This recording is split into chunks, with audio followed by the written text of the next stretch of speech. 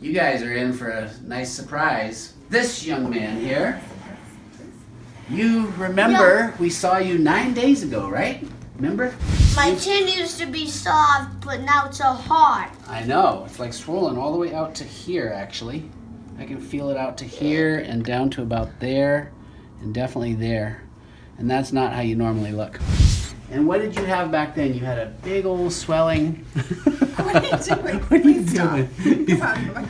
He had a big old swelling under his neck here, which I can feel there's just this tiniest little lump. Look up at the ceiling. Look up, please. Lift your head up.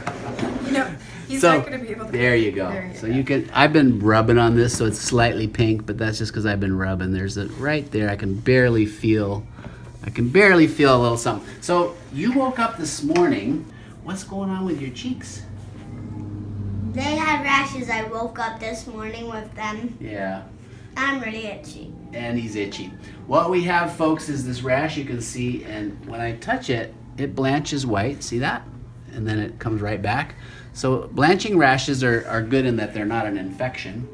And you also have it a little bit here, and you've got little spots on legs and his trunk, his back, and tummy a little bit. Well, obviously what's here is most prominent. The fact that it's itchy, he's on a sulfa medication, trimethoprim sulfa, which brand names would be Bactrim, Septra.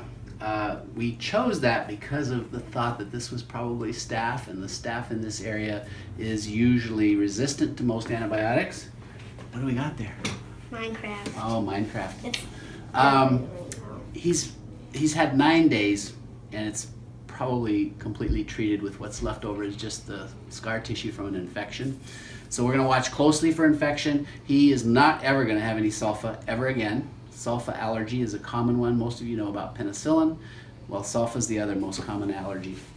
And you don't want to mess with sulfa allergies because sometimes it can be way worse. All right, folks. I wanted to show you not only the resolution of his cellulitis that he had under his chin, but also a rash that in the presence of antibiotics has to be assumed an allergic reaction, not only because of how it looks, but mostly because it's itchy. Classic hives is a little more of an irregular blotchy rash. We've shown you in other videos what hives looks like. But good resolution to his cellulitis with just oral antibiotics. It was a little tempting at the moment. Do I need to go IV antibiotics or intramuscular ceftriaxone? And we chose to go with it orally because actually oral trimethoprim sulfa works very well for staph infections, as it did. Unfortunately, we've proven you can't have any more sulfa. Anyway, thanks for watching. I'm Dr. Paul. Thanks a lot, buddy. High five. Thanks for watching. I'm Dr. Beckett. Dr. Beckett here. All right.